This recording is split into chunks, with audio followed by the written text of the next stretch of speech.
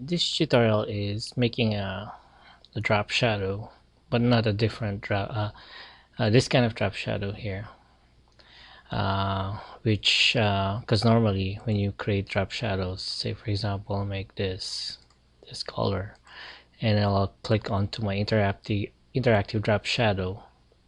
The normal thing you will get is this kind of drop shadow. Okay, so we can't do that in this kind of effect here. So what we're gonna do, I'm gonna teach you how to do that in CorelDraw without going to any graphic software. Okay, so first of all, I'm gonna delete this one first. Okay, let me go back to the, I'll just remove the transparency here. Okay, here is my original image. This is my original image. So before that, I'm gonna remove the background of this guitarist. So what I'm gonna do, I'm gonna make a vector file. I'm gonna redraw a line here, okay, outlining the guitarist body and the guitar, and then I'll use power clip in order to do that.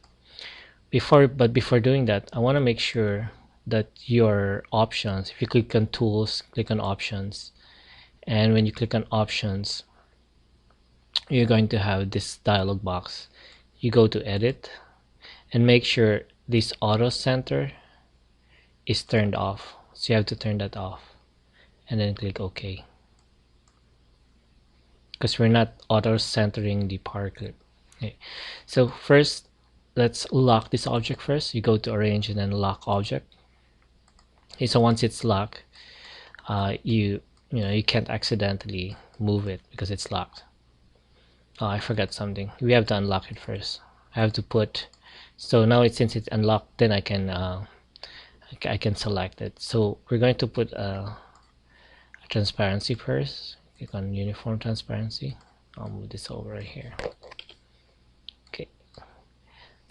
Okay, so I got uniform transparency, and then I could lock the object.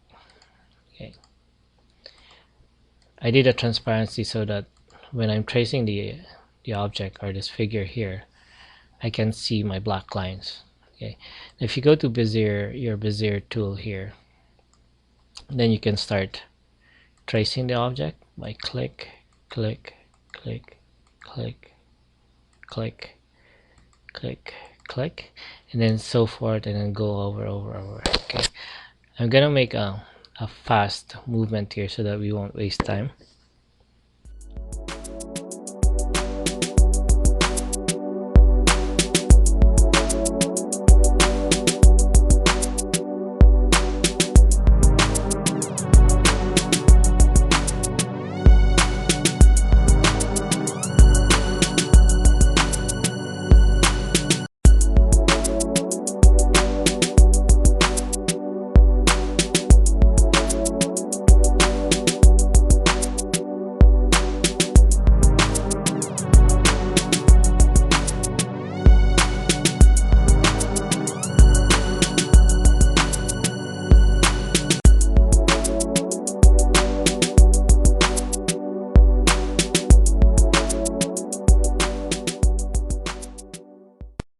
Okay, now we've got this, we've done the power clip object now, and then what we're gonna do, we're gonna power clip it, right?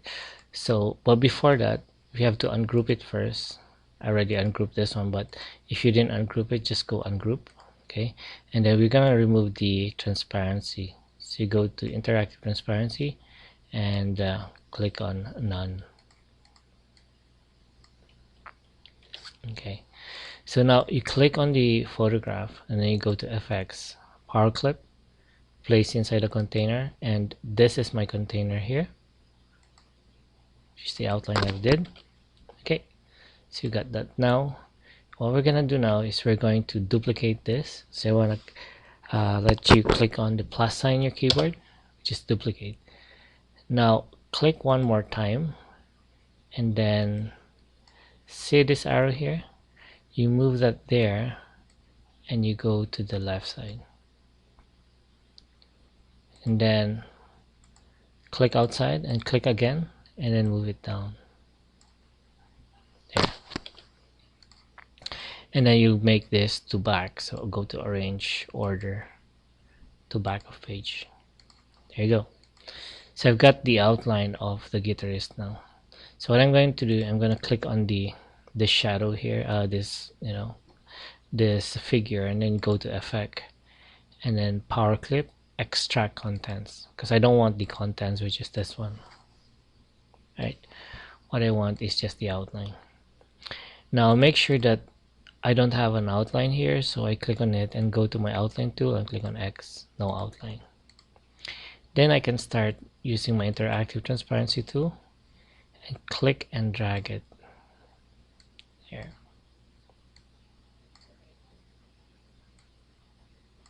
Then you can kind of adjust the transparency of the shadow.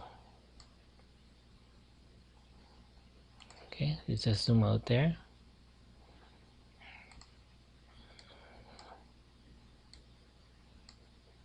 Okay,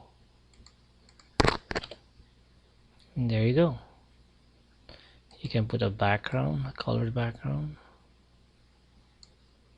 just that one, and go to arrange, order to back of page, and remove the outline. And there you have it, a drop shadow. Now if you want to go to, because basically the shadow is not really that sharp, because if I zoom in here it's really sharp, right?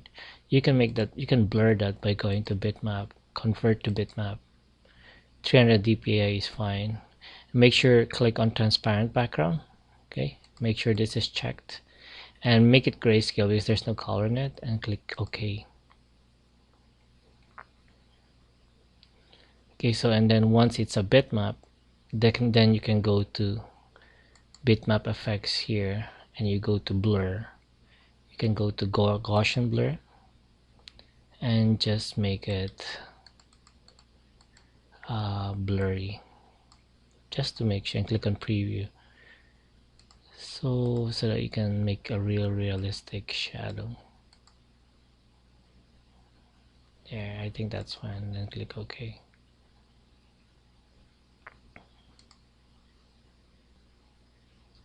There.